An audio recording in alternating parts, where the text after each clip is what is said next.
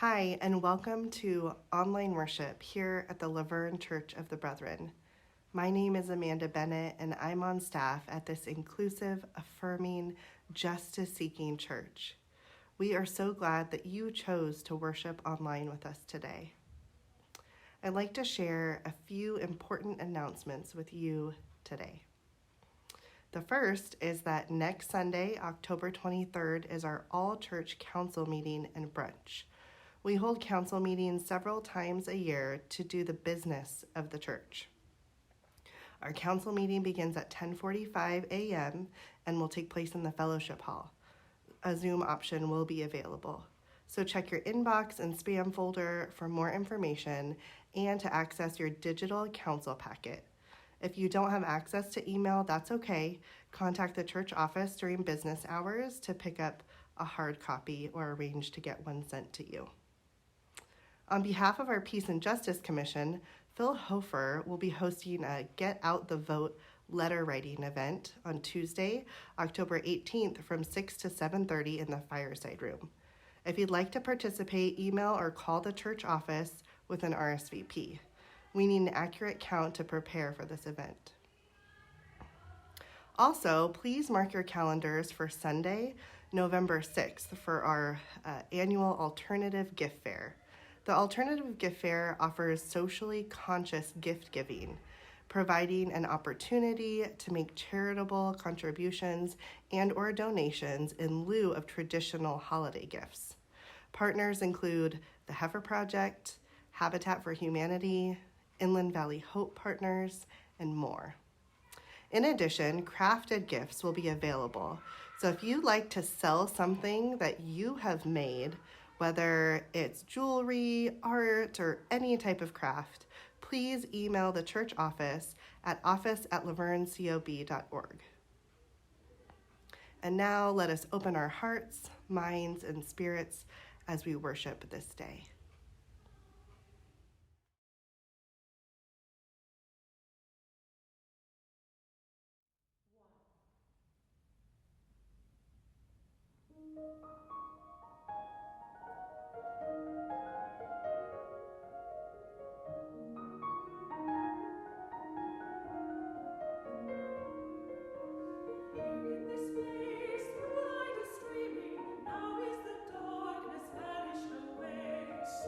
Space, our fears and our dreamings, brought here to you in the light of this day.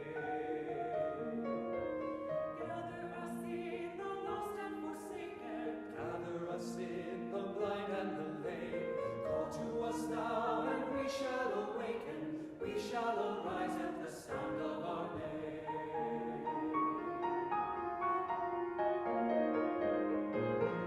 Not in the dark of buildings confining, not in some heaven light years away, but here in this place the moonlight is shining. Now is the kingdom, now is the day. Gather us in and hold us forever. Gather us in and make us your own. Gather us in, all peoples together. Fire of love in our flesh and our bone. Fire of love in our flesh and our bone.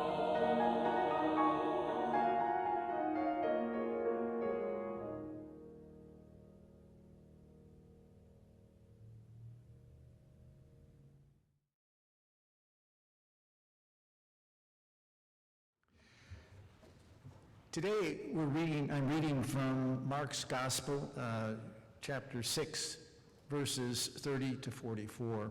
It talks about a familiar story, but one that will sound a little different to you because it's from Mark rather than from Luke or Matthew.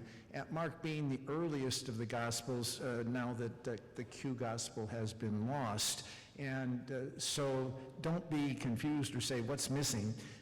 There's also a confusing part of it as far as I'm concerned, because Jesus tells the disciples he's going to take them to a deserted place, but what he appears to have done is put them on a boat in what we call the Sea of Galilee rather than the Lake of Tiberias, and it just kind of goes along the shoreline and then comes back. So it's a little confusing, but I think you'll get the point. Mark chapter 6, verses 30 to 44. The apostles gathered around Jesus and told them all that they had done and taught. He said to them, "Come away to a deserted place all by yourselves and rest for a while." For many were coming and going, and they had no leisure even to eat. And they went away in a boat to a deserted place by themselves. Now many saw them going and recognized them, and they hurried there on foot from all the towns and arrived ahead of them. As he went ashore, he saw a great crowd, he being Jesus, and he had compassion for them because they were like sheep without a shepherd. And he began to teach them many things. When it grew late, his disciples came to him and said, "This is a deserted place, and the hour is now very late. Send them away so that they may go into the surrounding country and villages and buy something for themselves to eat." But he answered them, "You give them something to eat." They said to him, "Are we to go and buy 200 denarii worth of bread and give it to them to eat?" And he said to them, "How many loaves do you have? Go and see." When they found out, they said, 5 and 2 fish. Then he ordered them to get all the people to sit down in groups on the green grass. So they sat down in groups of hundreds and of 50s. Taking the 5 loaves and the 2 fish, he looked up to heaven and blessed and broke the loaves and gave them to his disciples and set before the people, and he divided the 2 fish among them all. And they ate and were filled, and they took up 12 full baskets of broken pieces and the fish. Those who had eaten the loaves numbered 5,000 men.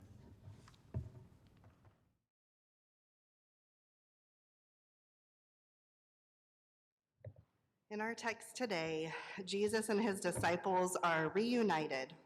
They're ready for rest and to debrief after much hard work in ministry when a crowd forms to follow Jesus. After all, they've seen and heard great things about this Jesus, a man who has calmed storms and restored the sick.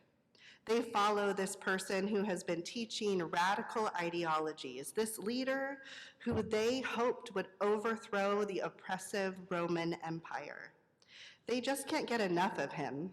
So instead of resting with his disciples, Jesus acquiesces and begins to teach the crowd.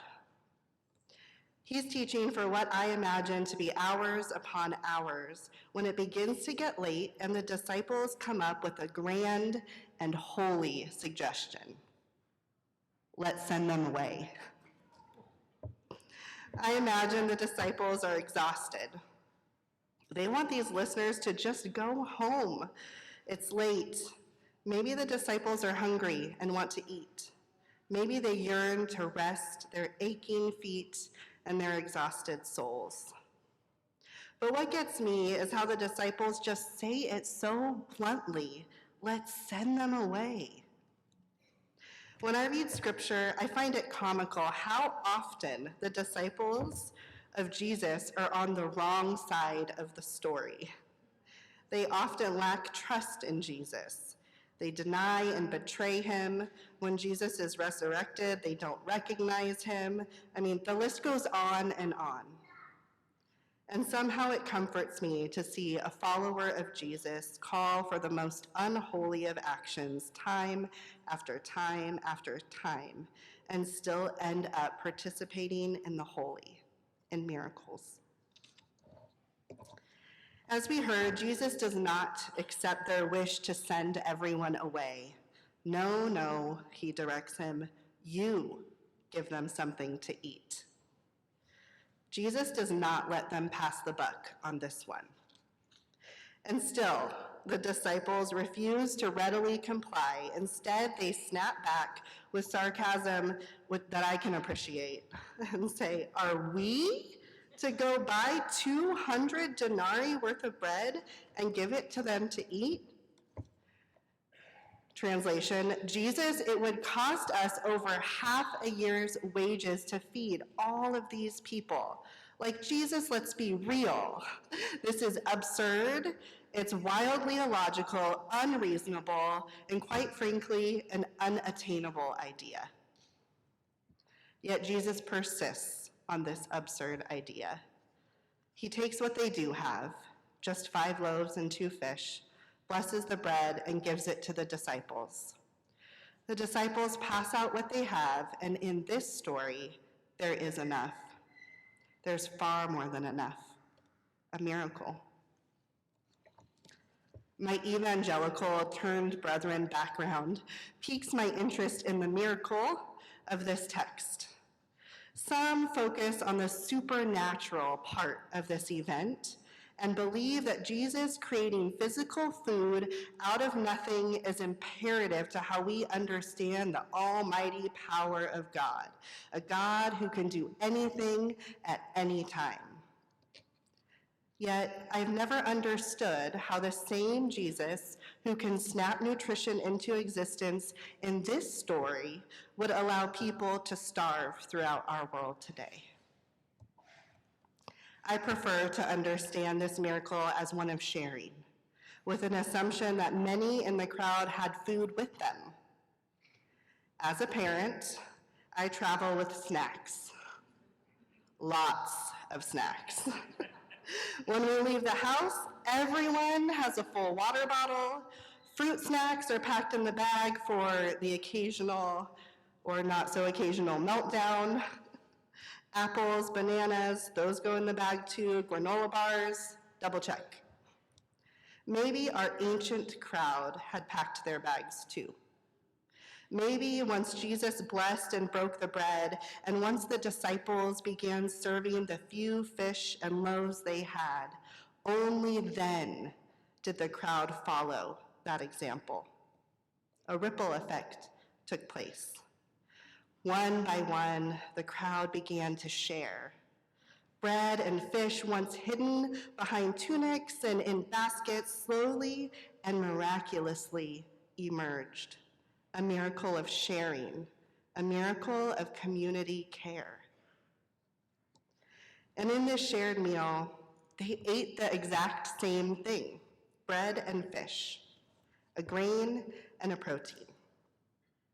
In the ancient Middle East, food insecurity was a legitimate concern. Famines were common. A person could acquire food. If a person could acquire food, it meant they held some sort of power in society. As University of Chicago Divinity School New Testament professor Robert Grant writes about the time period, power was the power to eat. I'll say it again. Power was the power to eat. Not only was the ability to acquire food indicative of power, but the type of food even more so. If a person had access to poultry, their economic and social status was greater than that of a person who only had access to charred bread. This leads me to believe this act of feeding the 5,000 wasn't just a miracle, it was an act of justice. A simple meal, enough for all, a grain and a protein, a miracle of equity, initiated by Jesus and continued by his followers until all were filled. The way of Jesus is often absurd, outrageous, and unbelievable. As followers of Jesus, we are called to do things that may make no sense, things that feel illogical, like feeding 5,000 with only a couple of fish and a few loaves of bread. Yet something happened that afternoon on the field that defied logic and feels supernatural. Food emerged, people were fed.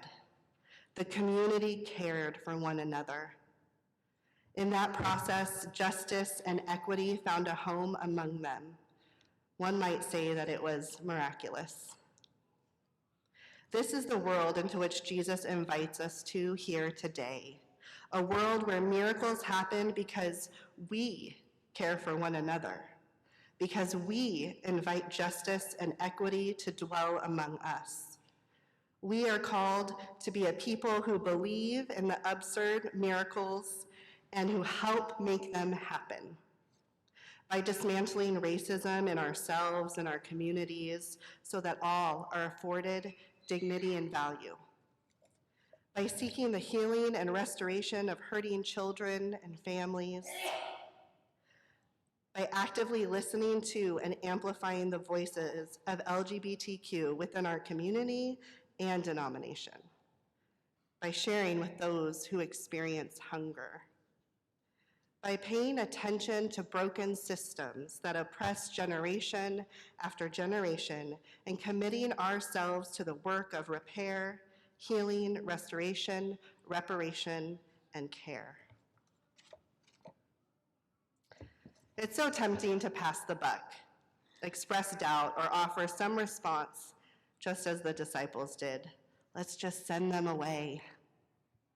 But we follow the absurd, outrageous, wildly illogical Jesus who invites us to participate in the holiest of miracles, where the hungry are fed, the last are first, the hurting find comfort, the oppressed are set free. May we eagerly and humbly step into that holy invitation to share what we have so that justice and equity might find a home here among us, and so we might see the miraculous become reality today. Amen.